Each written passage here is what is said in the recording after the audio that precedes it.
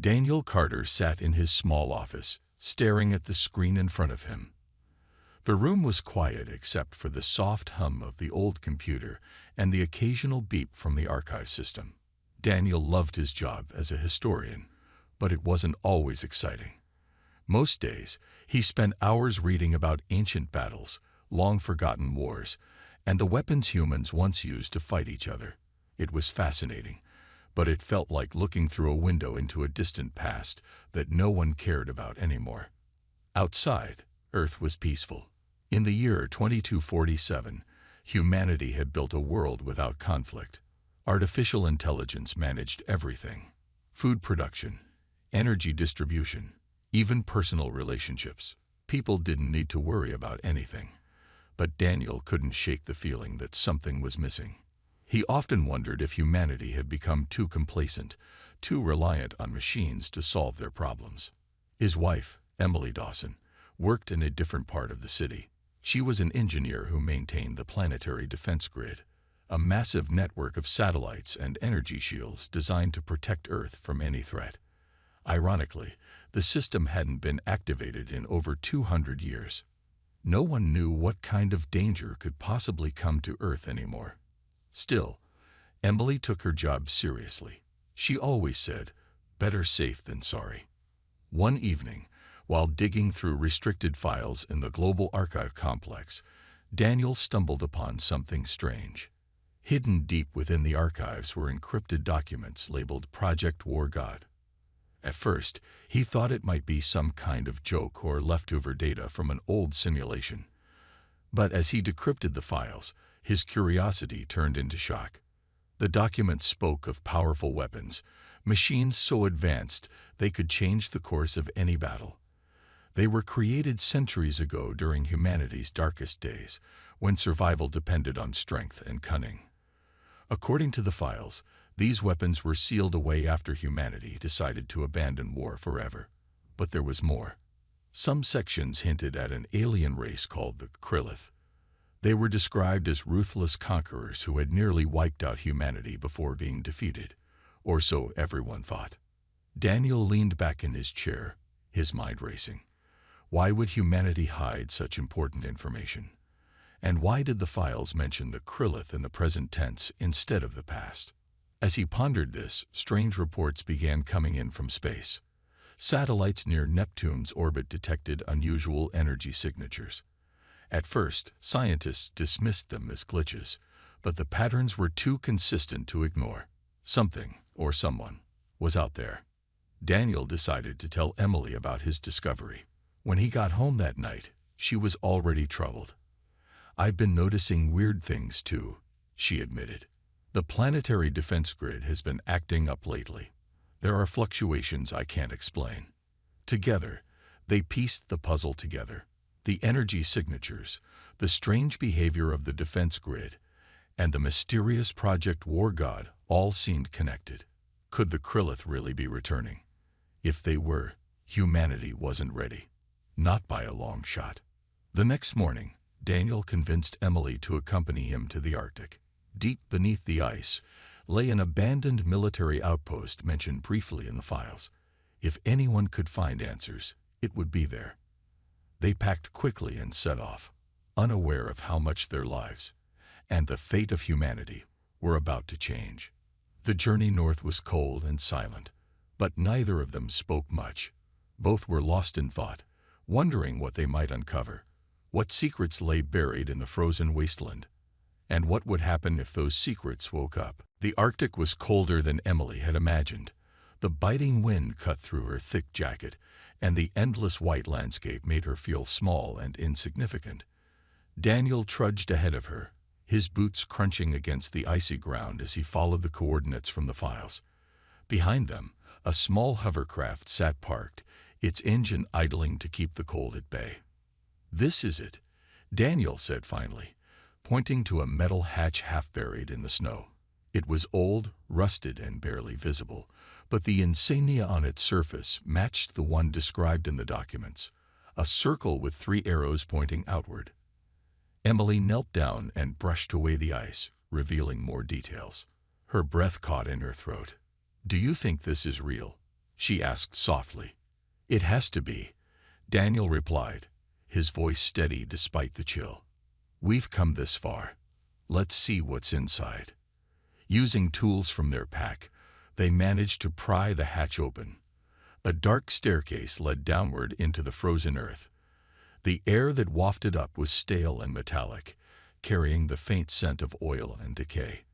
Emily grabbed a flashlight, and together they descended into the unknown. The facility was vast, much larger than either of them expected. Rows of dormant machines lined the walls, towering structures covered in dust and frost. In the center of the room stood a console, its screens flickering weakly as if still clinging to life. Emily approached cautiously, her engineering instincts kicking in. She tapped a few keys, and the system hummed to life. What is all this? She whispered, her eyes scanning the displays. Daniel moved closer, studying the information scrolling across the screens. These are the War God units, he said, his voice filled with awe. This must be where they stored them after the war. Emily frowned. War God units. You mean weapons? Not just weapons, Daniel corrected. Machines. Advanced combat systems designed to protect humanity. Look, each one has a name. Aegis, Thor, Zeus, Poseidon, Fenrir. He pointed to diagrams showing massive humanoid constructs equipped with devastating weaponry. They were built to fight the Krillith. Before Emily could respond, the ground trembled slightly. Alarms blared somewhere above them, echoing through the facility.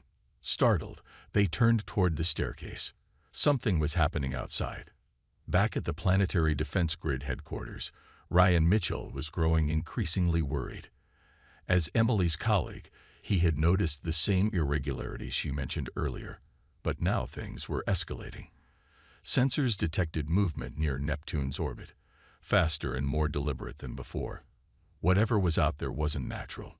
Ryan tried contacting Emily, but her comlink went straight to voicemail. Frustrated, he called Daniel instead, only to get the same result. Where are you two? He muttered under his breath. Meanwhile, back in the Arctic, Daniel and Emily hurried to investigate the source of the tremor. They climbed back into the hovercraft and sped toward the edge of the glacier. What they saw made their blood run cold. A massive object hovered above the horizon, glowing faintly against the darkening sky. It wasn't human-made. Its shape was jagged and alien, pulsating with an eerie blue light. Smaller ships detached from it, descending toward Earth like insects swarming a target. Oh no, Emily breathed. It's starting. Daniel clenched his fists. We need to warn everyone, and we need to reactivate those machines. But how? Emily asked, panic creeping into her voice. Even if we figure out how to power them up, we don't know how to use them. We'll learn, Daniel said firmly. We don't have a choice. As they raced back to the facility, Ryan finally received a transmission, not from Daniel or Emily, but from Earth's orbital satellites. The message was clear. The Krillith had returned. Their ships were heading straight for major cities, and the Planetary Defense Grid was failing to respond effectively. Ryan knew what he had to do. He patched into global communications and broadcast an emergency alert. This is Ryan Mitchell, he announced, his voice shaking but determined. Earth is under attack. Repeat, Earth is under attack. We need every available resource to counter this threat. By the time Daniel and Emily reached the control console again, the facility was alive with activity. Backup systems kicked in, powering up the dormant War God units one by one. Emily worked furiously, trying to decipher the startup protocols, while Daniel coordinated with Ryan over the comlink. We're ready, Emily said finally, exhaustion evident in her tone. But we'll need pilots. I'll handle that, Ryan replied. Just make sure those machines are operational. A's atmosphere. Humanity braced itself for a battle unlike anything it had faced in centuries. Deep within the Arctic facility, Daniel and Emily prepared to awaken the sleeping Titans and hoped they could save the world. As the first wave of Krillith ships entered Earth, the first attack came without warning. Bright streaks of light tore through the sky as Krillov ships descended upon Earth's cities. Their weapons unleashed beams of energy that shattered buildings and sent shockwaves rippling across the ground. People screamed, running for cover as chaos erupted. The planetary defense grid, designed to protect humanity, faltered under the relentless assault.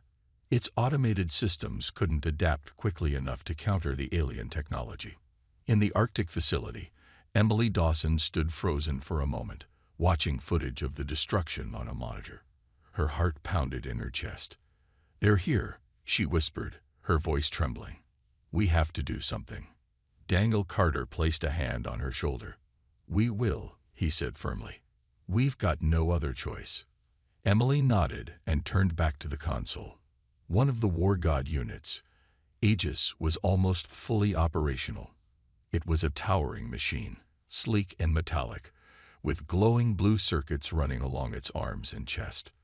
According to the files, it was built for close combat and had shields strong enough to withstand heavy fire. But activating it wasn't easy. The startup sequence required precise inputs, and even then, someone had to pilot it remotely. "I'll handle the controls," Emily said, taking a deep breath. She strapped herself into a chair connected to the system via neural links. A headset clamped around her head, feeding data directly into her mind. For a moment, everything went black. Then suddenly, she felt it, the presence of the machine. It was like stepping into another body, one far stronger and more powerful than her own. Outside, the Krillov forces advanced. Dozens of their ships hovered over major cities, raining down destruction. Emergency broadcasts flooded the airwaves, pleading for help. Humanity was unprepared, defenseless against this sudden invasion. "Emily, you ready?" Daniel asked, his voice tense. "As ready as I'll ever be," she replied. With a flick of her fingers, Aegis roared to life. The massive machine stepped out of the facility, its footsteps shaking the ground. Frost cracked beneath its weight as it emerged into the open air. The Krillith noticed immediately.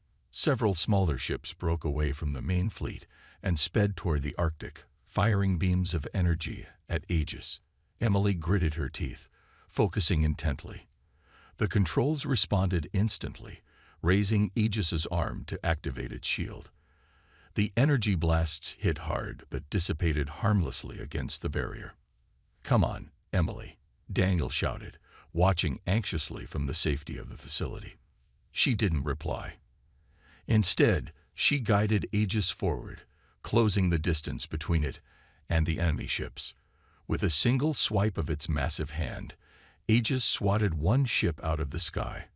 The others hesitated, clearly not expecting such resistance. Emily seized the opportunity, unleashing a barrage of missiles stored within Aegis's shoulders. Explosions lit up the horizon as the remaining ships were obliterated. For the first time since the attack began, there was a glimmer of hope. News of Aegis's success spread quickly, thanks to Ryan Mitchell, who had been monitoring the situation from headquarters. He patched into global communications again, broadcasting live footage of the battle. "This is real," he announced. "Humanity still has the power to fight back." But Emily knew the victory was temporary. There were hundreds, maybe thousands, of Krillov ships still in orbit. Defeating them all would take more than just one machine. As Aegis stood amidst the wreckage, she felt a mix of pride and dread. They had awakened a sleeping giant, but now they had to figure out how to wield it properly. Back in the facility, Daniel watched silently. His eyes drifted to the other War God units, still dormant, but waiting. If humanity wanted to survive, they'd need every last one of them. The victory in the Arctic was short-lived. While Aegis had managed to destroy a small group of Krillov ships, the larger fleet continued its assault on Earth. Cities burned, and millions fled for safety as the alien forces showed no mercy.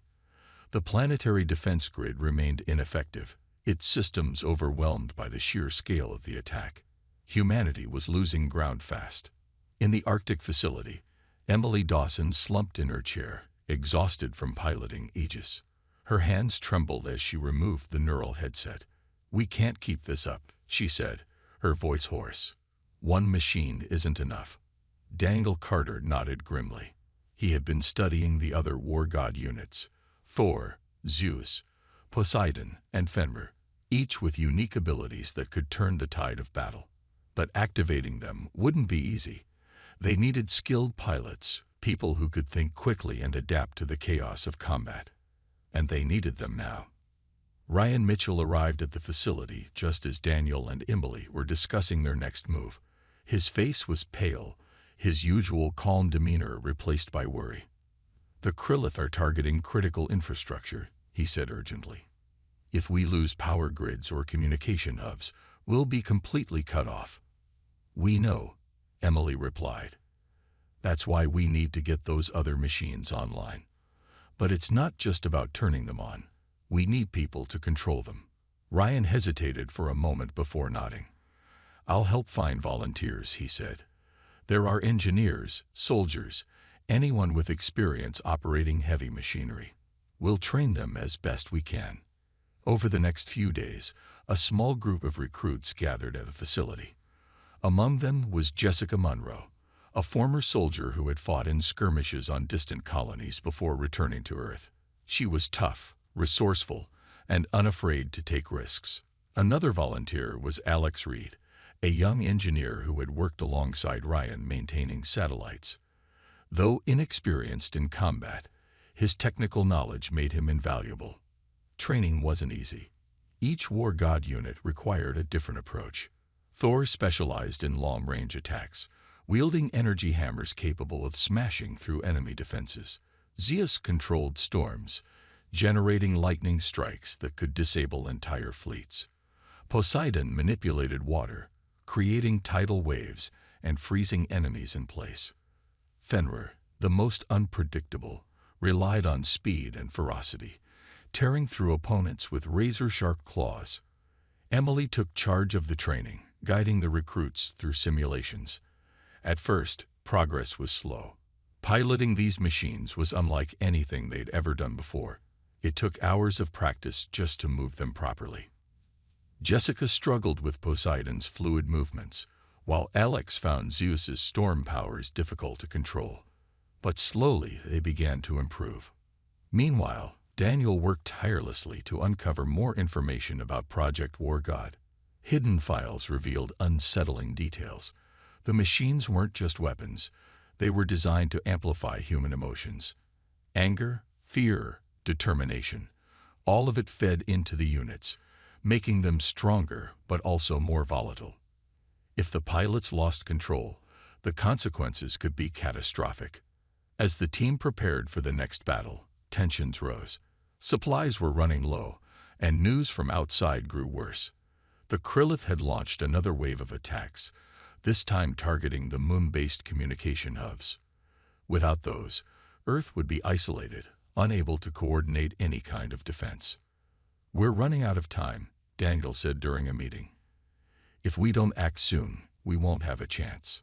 Emily looked at the recruits, their faces tired but determined. "Then we fight," she said firmly. "Together." The decision was made. All 5 war god units would be deployed simultaneously. It was risky, but they had no other option. As the team suited up and prepared for battle, Daniel felt a mix of hope and dread. Humanity's survival depended on these machines, and the people brave enough to pilot them. The deployment of all 5 war god units began under the cover of darkness. The Arctic facility buzzed with nervous energy as Emily, Jessica, Alex, and 2 other recruits prepared to pilot the machines. Each person carried a mix of fear and determination, knowing that the fate of humanity rested on their shoulders. Daniel stood nearby, offering last-minute advice and encouragement. His voice was calm but firm. "Remember, these machines respond to your emotions. Stay focused. Stay strong." As the war god units roared to life, the ground shook violently. Frost cracked and snow swirled around the massive constructs as they stepped out into the open air. Aegis led the group, its glowing blue circuits casting an eerie light across the icy landscape. Thor followed close behind, its hammer crackling with energy. Zeus's frame shimmered with electricity, while Poseidon's arms rippled like liquid metal. Bringing up the rear was Fenrir, sleek and menacing, its claws gleaming in the dim light. Above them, the Krillith fleet loomed larger than ever.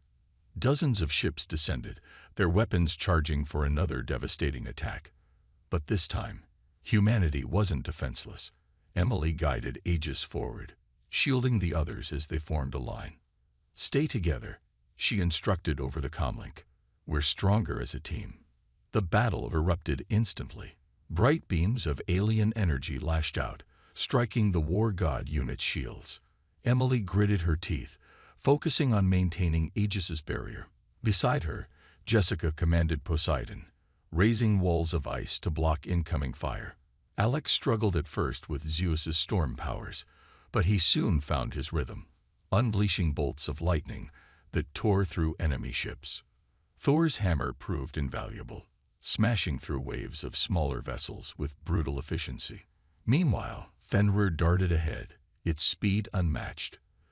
The machine tore into the Krillith forces with savage precision, leaving trails of destruction in its wake. For the first time since the invasion began, humanity had the upper hand. But the victory came at a cost. The strain of piloting the war god units was immense. The neural links connected the pilots' minds directly to the machines, amplifying their emotions. Anger fueled their strength, but it also made them reckless. Jessica pushed Poseidon too hard, nearly collapsing one of its legs. Alex's hands trembled as he fought to control Zeus's overwhelming power. Back at the facility, Daniel monitored the battle from a safe distance. He watched as the war god units worked together, their combined might driving the Krillith back. But he couldn't shake the feeling that something was wrong. The Krillith leader hadn't shown itself yet.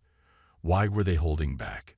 His fears were confirmed when a massive ship emerged from the fleet, a vessel far larger than any they'd seen before. Its surface shimmered with strange patterns, and its core glowed with an unnatural light. This was no ordinary warship. It was the Krillith mothership, the heart of their invasion force. "We've got trouble," Ryan warned over the comlink. "That thing's readings are off the charts. If it fires, it could wipe out half the planet." Emily's voice remained steady despite the growing tension. "Then we hit it first. All units, focus on the mothership." The war god units regrouped, their movements synchronized as they advanced toward the massive vessel. Thor hurled its hammer, creating a shockwave that shattered the ship's outer defenses. Zeus unleashed a torrent of lightning, frying its weapon systems. Poseidon summoned tidal waves of ice, freezing the ship's engines in place. But the Krillith weren't done yet. Smaller ships swarmed around the mothership, trying to protect it. Fenrir darted between them, tearing them apart with relentless fury. Aegis took the lead, using its shield to absorb the worst of the enemy fire while closing the gap. Inside the mothership, the Krillith leader watched the battle unfold. It was a hybrid creature, part organic and part synthetic, its body fused with stolen human technology. Its glowing eyes narrowed as it prepared to unleash its ultimate weapon. "Hold the line," Emily shouted, her voice filled with urgency. "We can't let them win." The battle raged on, each side refusing to give ground. Humanity's survival depended on breaking through, and fast. As the battle against the Krillith mothership intensified, cracks began to show within humanity's fragile alliance. Back on Earth, Victor Kane, a charismatic politician, seized the opportunity to rally opposition against the use of the war god units.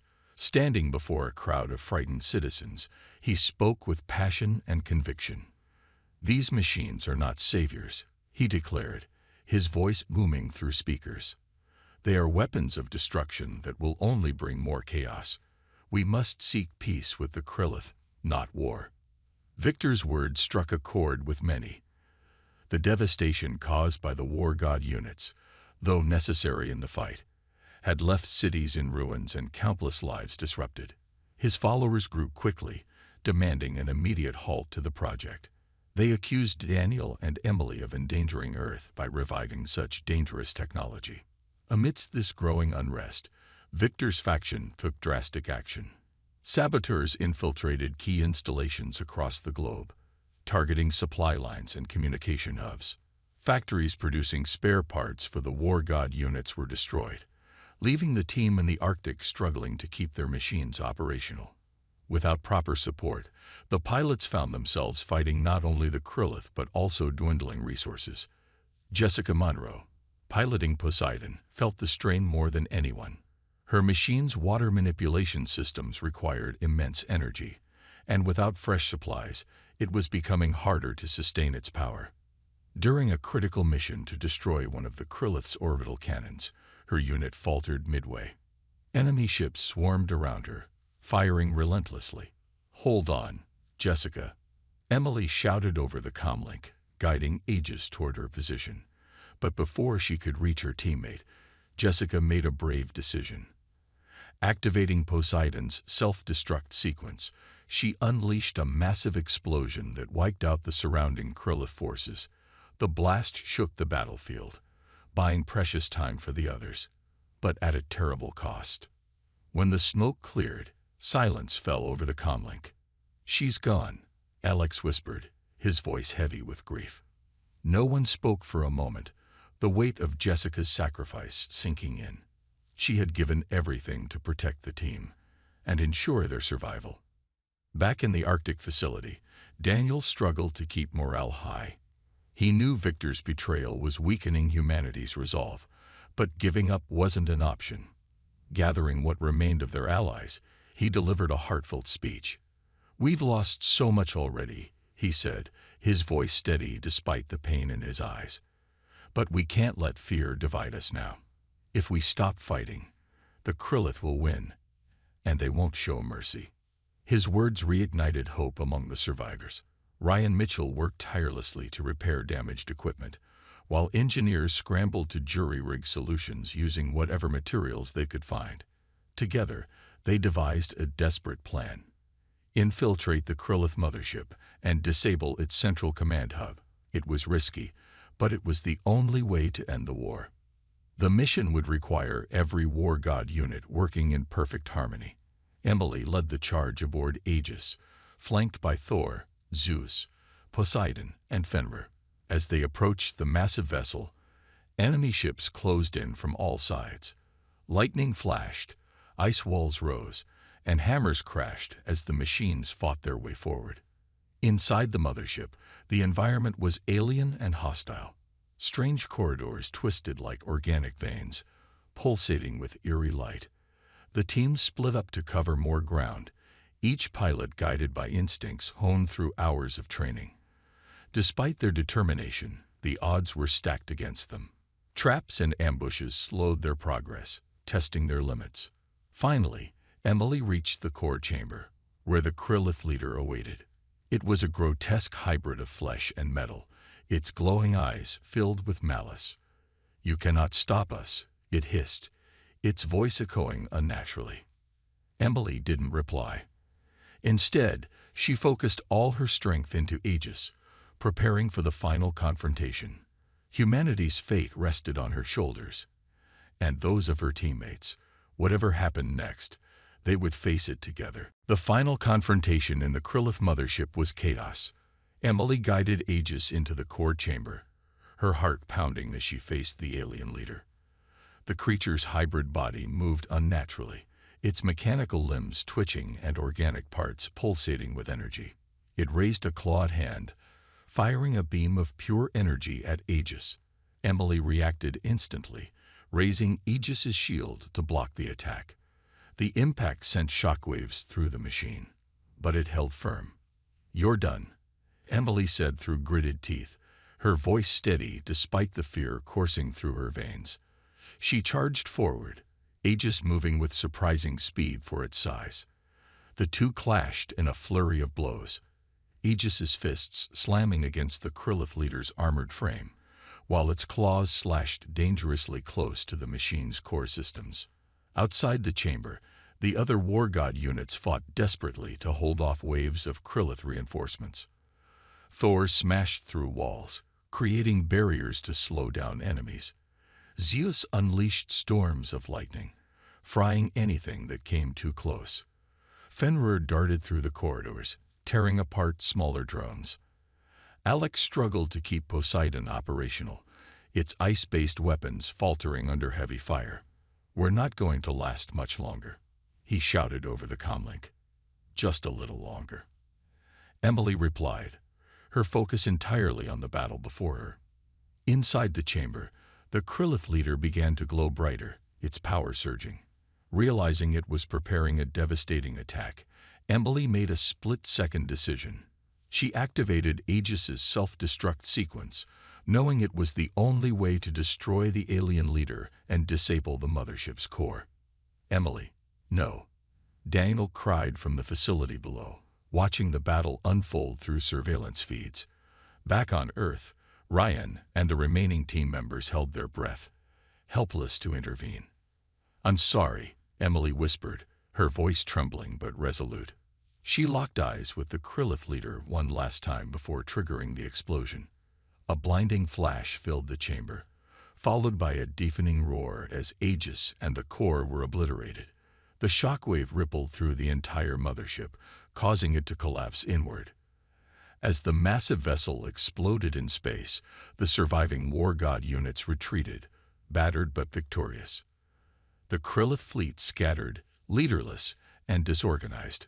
Humanity had won, but at a great cost. Back on Earth, the aftermath was bittersweet. Victor Kane's faction dissolved after the victory, their arguments silenced by the undeniable fact that humanity owed its survival to the war god units.